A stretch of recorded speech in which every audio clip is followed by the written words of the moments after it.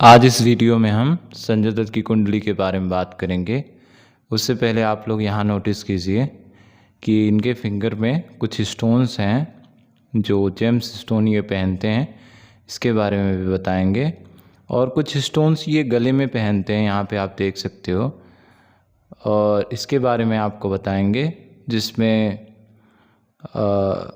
मोती है और मूंगा है और भी कुछ स्टोन्स हैं। इसके बारे में आपको इस वीडियो में बताने वाले हैं। और भी फ़ोटोज़ हैं, आप गूगल कर सकते हो, वहाँ पे भी आपको मिल जाएगा कि संजय दत्त अपने फिंगर्स में या फिर गले में कौन सा स्टोन पहनते हैं। ये दोनों कंपलसरी हैं।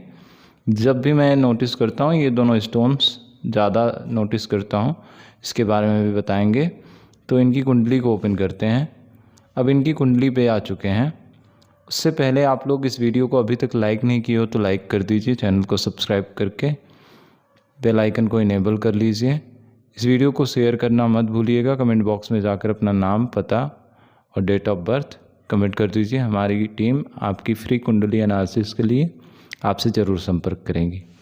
अब हम बात करते हैं संजय दत्त की कुंडली के जो लग्न लॉर्ड हैं वो मंगल हैं और इनका लग्न वृश्चिक लग्न है।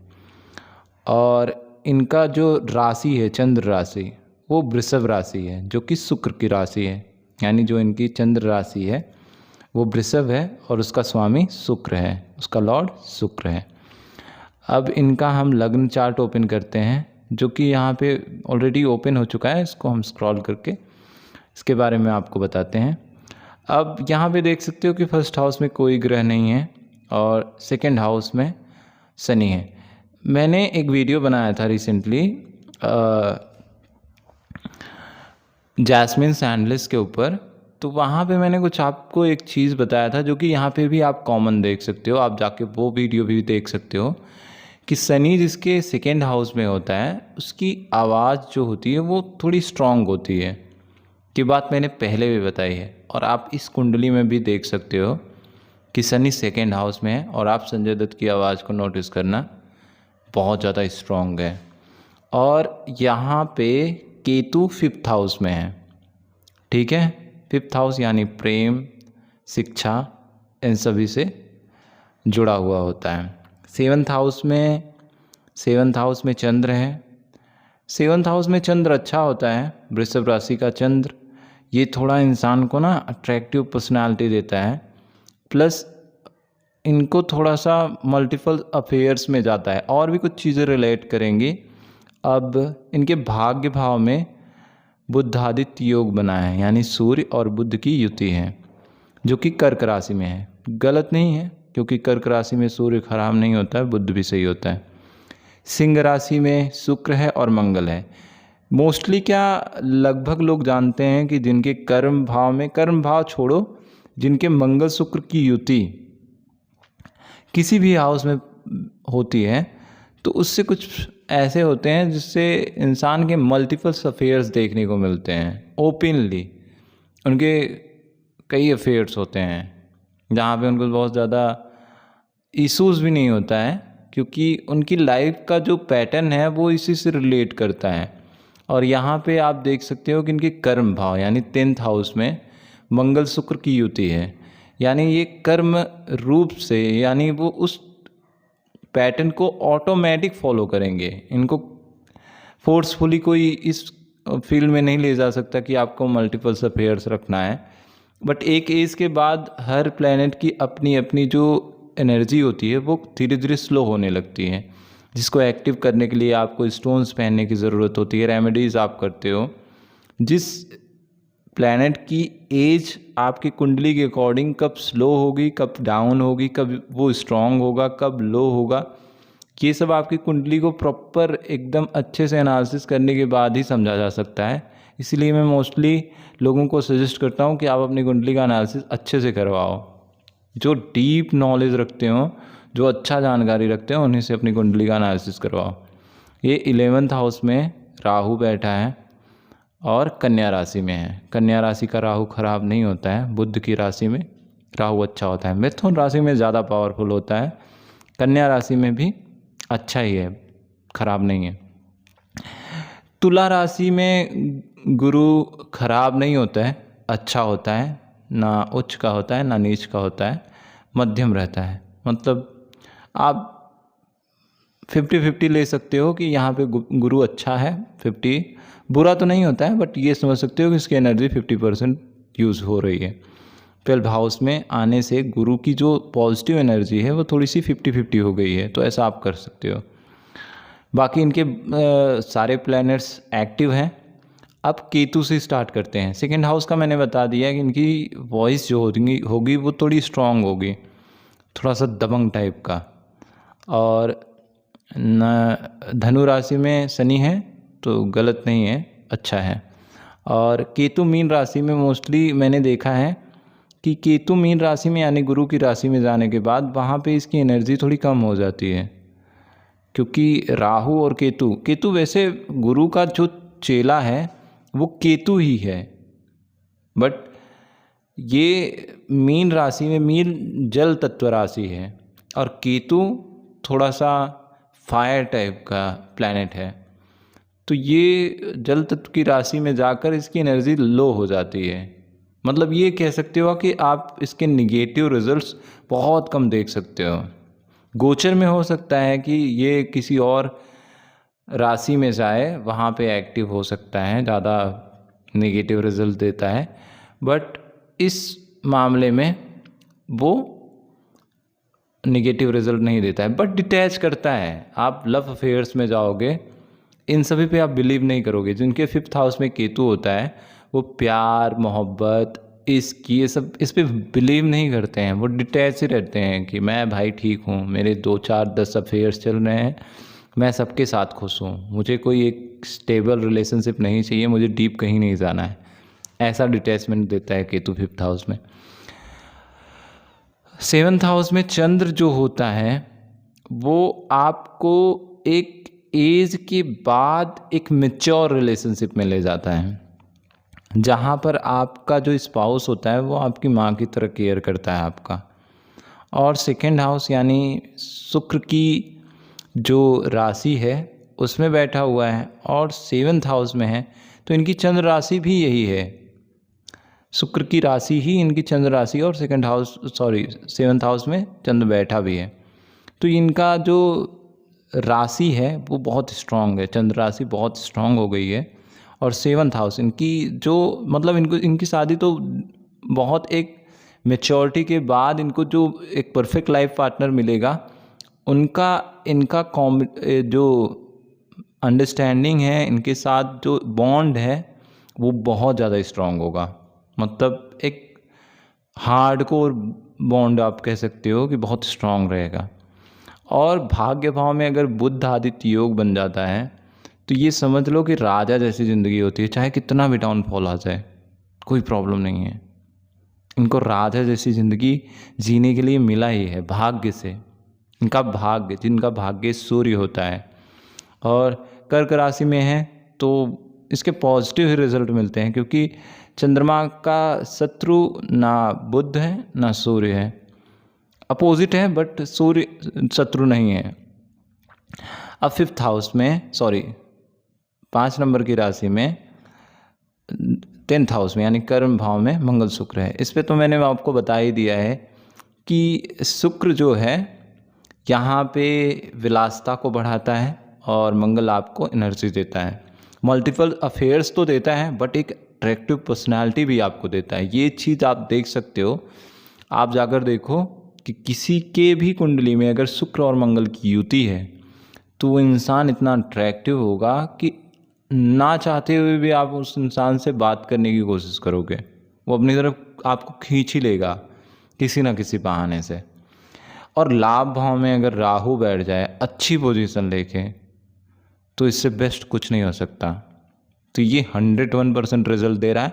और एक सेकेंड, यहाँ पे जब ये आता है ना लाभ भाव में, जब राहु एक्टिव होता है ना और इसकी महादशा चलती है ना, उस टाइम पे अपने पीक पे रहता है, इसका परफॉर्मेंस लाभ भाव पे टॉप पे रहता है, कॉन्फिडेंस लेवल सब कुछ एकदम पीक पे रहता है। उस टाइम पे आदमी इतना ज़्यादा डिल्यूजन में रहता है ना कि वो कुछ भी करता है, उसको लगता है कि मैं कुछ भी कर सकता हूँ, ऐसा होता है।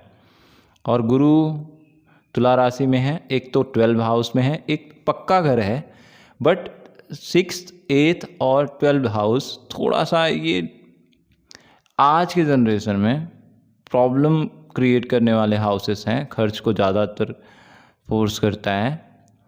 तो यहाँ पे थोड़ी बहुत है, लेकिन गुरु का यहाँ बैठना इसको एक्सपेंड कर देता है, खर्च को बढ़ा देता है। खर्च तो आपको भी पता होगा कि भाई सेलिब्रिटी हैं तो इनके खर्च बहुत ज़्यादा होंगे। अब थोड़ा सा यहाँ पे स्क्रॉल करके आते हैं इनकी ग्रह दशाओं पे। मैं कुछ चीज़ें यहाँ पे नोटिस मैंने किया था कि चलो यहाँ पे मंगल तक ठीक है, क्योंकि इनकी वृश्चिक की कुंडली है, लग्न है, तो यहाँ पे मंगल का जब तक था ना तब तक ठीक था। चंद्र भी ठीक था, चंद्र के टाइम पे तो आपको पता ही होगा अफेयर्स चल रहे होंगे, बहुत कम एज से शुरू किया। स्टार्टिंग सूर्य से हुआ, सूर्य इनके भाग्य से उस जब जन्म के समय ये पैदा हुए थे तो सूर्य उस टाइम पे एक्टिव थे, तो भाग्य के थ्रू तो इनका जन्म अच्छे घर में हुआ, अच्छी फैमिली में हुआ, फैमिली जो थी एक अच्छे कुल में हुआ, ब्राह्मण हैं, तो भाग्य से सूर्य ने तो उनको राजा बना के भेजा था। उसके बाद इन्होंने कर्म जो किए उसका तो आप देखते जाओ। चंद्र आपको पार्टनर्स बहुत सारे दिलाता है, ऑफर्स बहुत सारे आपके पास आएंगे कि आप इनके साथ रहो, इनको एक बार समझो, ऐसे करके, बट आप रहोगे नहीं, क्योंकि चंद्र चंचल है और वो स्टेबिलिटी नहीं चाहता है। केतु जब ऐसे 5th हाउस में हो तो और भी डिटैच कर देता है, तो सोने पे सुहागा हो जाता है। फिर उसके बाद मंगल की दशा, मंगल आपको पता ही है कर्म भाव में है, उस टाइम पे कुछ भी नशा वशा सब कुछ होता है। मंगल के जब महादशा में राहु की अंतर्दशा आती है तो ये जी भर के नशा करवाते हैं। मंगल इतनी एनर्जी आपको देगा ना कि उसको आप कंट्रोल नहीं कर पाओगे, और जब आप उसको कंट्रोल नहीं कर पाओगे तो उसको आप मिसयूज़ करना शुरू कर दोगे। और इस टाइम पे जिसके मंगल की कुंडली हो और मंगल कर्म भाव में हो या ऐसी प्लेसमेंट हो जहाँ पे वो स्ट्रॉन्ग एक्शन लेता हो, आप उसकी कुंडली देखो और उससे पूछो कि भाई तुम नशा करते हो, वो तुरंत बोलेगा कि हाँ मैं नशा करता हूँ। मोस्टली मैंने ये भी देखा है कि मंगल शुक्र की युति वाले लोग ये नशा करते हैं ना चाहते हुए भी, क्योंकि इनको एक तो डिटैच करता है। मंगल शुक्र ऐसा नहीं है कि वो सिर्फ आपकी अंदर की जो आपके अंदर जो लस्ट है उसको बढ़ाता है, ऐसा नहीं है। मंगल शुक्र की युति आपको एक साधुत्व रूप देता है। आप डिटैच रहना चाहते हो, अकेले रहना चाहते हो, हसल करते हो, खुद से सरवाइव करने की पोजीशन में रहते हो, तो उस सिचुएशन में आपका दिमाग जो होता है वो एकदम ब्लॉक रहता है, आप डिल्यूजन में रहते हो थोड़ा सा, तो उस टाइम पे आपको नशे की ज़रूरत पड़ती है। इस वजह से मंगल जब एक्टिव हुआ था इनकी कुंडली में तो उस टाइम पे इन्होंने नशा किया था, और ये कर भी रहे होंगे। अभी तो इनके शनि की महादशा चल रही है।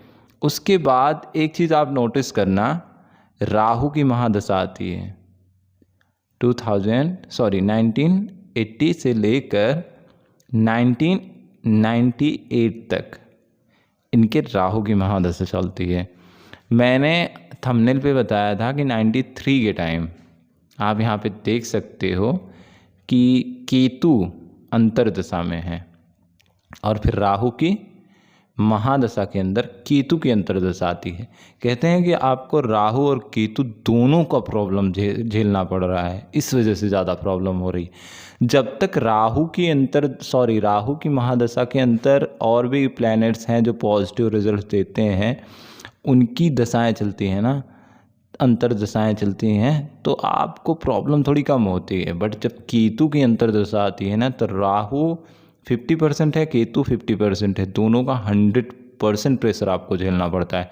उस सिचुएशन में 91 से लेकर 93 तक जब ये मुंबई का ये सब कुछ हुआ था, उस सिचुएशन में आप इस इंसान से एक बार बैठ के पूछना, आई एम सॉरी एक कॉल आ गया था बट कोई नहीं, आप उस इंसान से पूछना कि आपकी लाइफ का जो ये पैटर्न था राहु की महादशा के अंदर 2-3 साल का केतु की अंतर्दशा आई थी, उसके पहले आप ज़्यादा सर्वाइव कर रहे थे कि अचानक से ये सब हुआ, तो वो इंसान बोलेगा कि मुझे कुछ इस पीरियड के अंदर प्रॉब्लम ज़्यादा हुई थी। उसी टाइम पे इनके ऊपर ये केसेस हुए थे, पुलिस केसेस हुए थे, उनको सारी प्रॉब्लम जितनी भी हुई थी 3 साल के अंदर हुई थी। आप गूगल करो, चाहे जो भी करना है वो करो, बट एग्जैक्ट मैं डेट बता रहा हूँ और क्यों हो रहा था ये भी मैं बता रहा हूँ। और भी बहुत सारी चीज़ें हैं, एक्सप्लेन करने बैठ जाओ तो 2-3 घंटे लग जाएंगे एक कुंडली को प्रॉपर स्कैन करके ये बताने में कि आने वाले फ्यूचर में क्या होने वाला है और इनके साथ कौन कौन सी अभी ऐसे एक्सीडेंट्स हैं जो अभी हो चुके हैं जिसके बारे में किसी को पता भी नहीं है। बहुत सारे सीक्रेट्स होते हैं एक कुंडली के अंदर और उसे प्रॉपर डिटेल में बताने में बहुत बड़ा वीडियो हो जाता है, इसलिए मैं बहुत ज़्यादा लॉन्ग वीडियो नहीं बनाता, मैं शॉर्टकट में एक्सप्लेन करता हूँ। राहु की दशा के बाद गुरु की महादशा आती है जिसमें इनकी लाइफ के सबसे बेस्ट मोमेंट आते हैं 98 के बाद। 98 के बाद इनकी लाइफ का सबसे बेस्ट मोमेंट 2014 तक चलता है। जो भी था एकदम मूवीज़ हिट ये सब, फिर नोटिस करना आप 2014 के बाद इनको जेल जाना पड़ता है, क्योंकि राहु की महादशा में जो भी गलतियां आप करोगे शनि की महादशा में आपको भरना पड़ेगा। राहु और गुरु की महादशा में अगर आपने जो जो गलत किया है उसका भुगतान शनि आएगा तो कर्म दंड से भुगतना पड़ेगा, और यही इनके साथ होता है। ये कुछ पैटर्न्स हैं, और अगर आप अपनी कुंडली का फुल एनालिसिस करवाना चाहते हो तो आप हमसे संपर्क कर सकते हो। इस वीडियो को लाइक करके शेयर कर दीजिए, चैनल को सब्सक्राइब करके बेल आइकन को इनेबल कर लीजिए। कमेंट बॉक्स में जाकर बताइए कि यह जानकारी आपको कैसी लगी और संजय दत्त की कौन सी मूवी आपकी फेवरेट मूवी है। मिलते हैं नेक्स्ट वीडियो में, तब तक के लिए थैंक यू सो मच।